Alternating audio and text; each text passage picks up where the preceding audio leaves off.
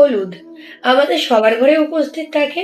হলুদের দ্বারা আমরা বৃহস্পতি একটা খুব সুন্দর ছোট্ট রেমেডিস করে নিজেদের জীবনে আর্থিক উন্নতি ঘটাতে পারি। সেটা কিভাবে? বৃহস্পতিবার দিন স্নান করার পরে হাতে এরকম ভাবে হলুদ নিয়ে নেবেন, সেটা একেবারেই নেবেন।